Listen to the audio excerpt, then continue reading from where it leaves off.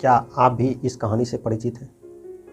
आपके गांव, समाज या मोहल्ले में इस तरह की चर्चाएं या फिर कहानी तो ज़रूर सुनी होगी कि यार किसी का शक्ल देख लिया, आज मेरा पूरा दिन बेकार चला जाएगा, या फिर इस व्यक्ति का मैंने शक्ल देख लिया, पूरा दिन बेकार चला जाएगा।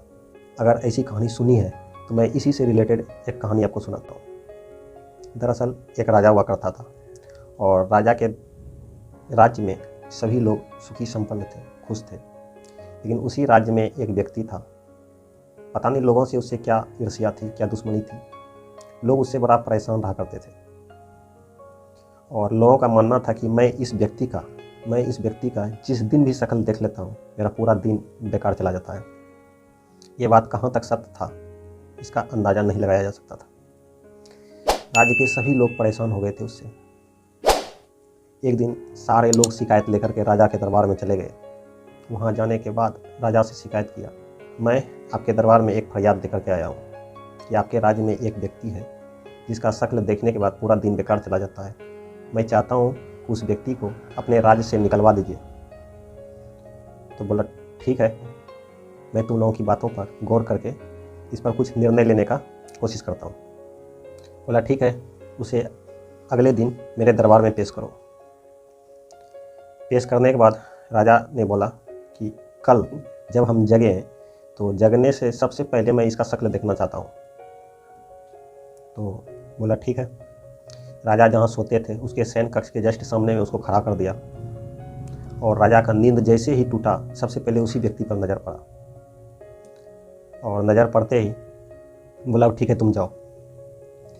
राजा उस दिन संयोगवश ऐसा हुआ कि अपने काम में बहुत बिजी हो गया, यानी उसे खाने पीने तक का भी फुर्सत नहीं मिला। सामाजिक काम में, राज्य के काम में ऐसे उलझ गया कि उसको पूरा दिन खाना तक नसीब नहीं हुआ। राजा ने सोचा कि लोगों का कहना सही था कि सच में जो है ना, इस व्यक्ति का शक्ल देखने के बाद पूरा दिन बेकार चला जाता है। ठीक उसी तरह से मेरा भी दिन इतना बेकार गया कि मुझे पूरा दिन खाना तक नसीब नहीं हुआ। बोला, उसे अगले दिन दरबार में पेश करो। दरबार में पेश किया।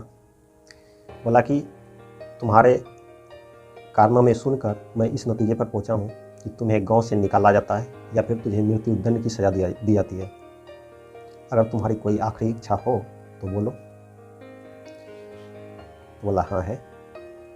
बोला, मैं कुछ बात करना चाहता हूँ आपसे। बोला, हाँ बोलो। बोला कि राजा साहब, जिस दिन आपने मेरा शक्ल देखा, ठीक उसी दिन मैंने भी सबसे पहले आपका ही शक्ल देखा।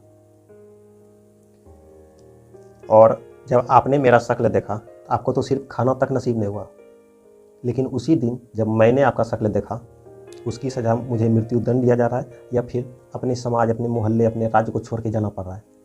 अब बताइए किसका शक्ल खराब है, मेरा या आपका? राजा इस बात से हैरान हो गया और राजा प्रसन्न होकर उसे अपने दरबार में स्नेह दिया। बोला, आज से तुम मेरे सलाहकार रहोगे। कैसी लगी कहानी, कमेंट बॉक्स में ज़रूर बताइए।